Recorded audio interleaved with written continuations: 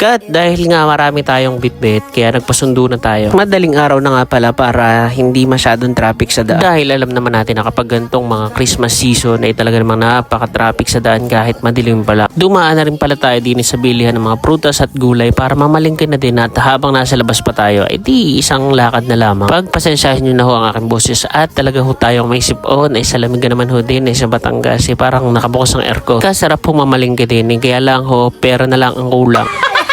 Po, ay dahan-dahan tayo at gawa ng napakaputi ko palang dadaanan ay nakaputing tsinelas pa tayo. Maaga pa din pero marami ng taong namimili. Dati ho, araw-araw nagtitinda din ang mama sa Lemery. Ngayon ho, tuwing magpuprutas na lang at gawa ng syempre ho natandaan ng ating magulang. Kaya kailangan medyo sa bahay na lang sila at mag-alam-alam na lang ho ng mga kanyang pananim, ganyan. Ang tinda po niya dati ay banana Q at saka po palamig. Napulas po siya ng madaling araw, 2:00 para makapamili po ng mga murang saging na gagawin naman yung banana Q. Dumating din po sa point na muntik na po siyang mabuhusan ng kumukulong mantika dahil nawalan po siya ng balanse dahil po sa puyat at pagod na din. Kaya sobrang saludo po sa lahat ng magtitinda sa palengke. Bali yun po kapag makakakita po kayo, especially yung mga nakakariton po, yun po ay bilhan nyo naman dahil nagtitinda po sila para sa kanilang pang araw-araw na buhay at hindi ho para yumaman. Yun, at sigurado magkikita-kita ulit tayo sa papalapit na bagong taon dahil magtitinda po ulit kami ng prutas dyan sa may Lemery. At dahil nga ho napapasarap ng aking kwento at napapalayo na rin ho ang aming lakad ay siya tara ho, samahan nyo kami kung ano yung mga pinamili namin din eh. Kain naman ho kalbasa ay talagang gabundok may malaking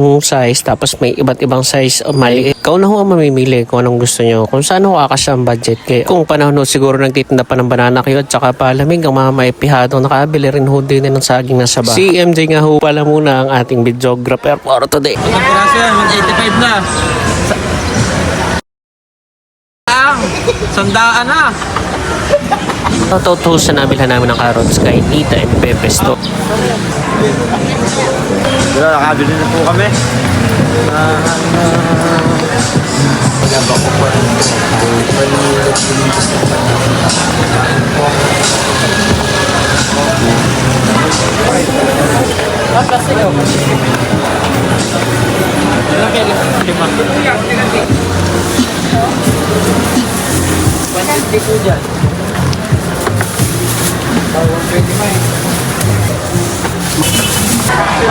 Mamili kayo, mamili.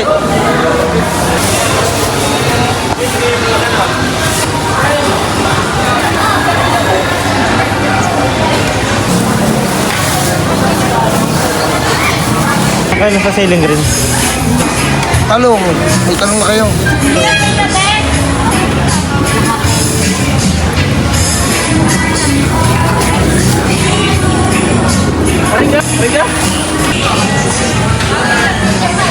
Pinapante.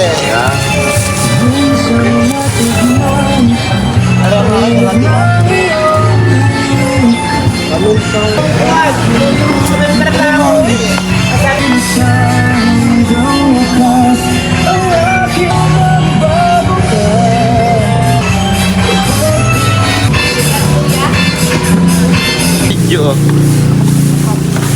Guys. At pagtapos nga mamili ay dumiretso na rin din eh. Tay, di pagtapos nga kumain ay di uuwi na.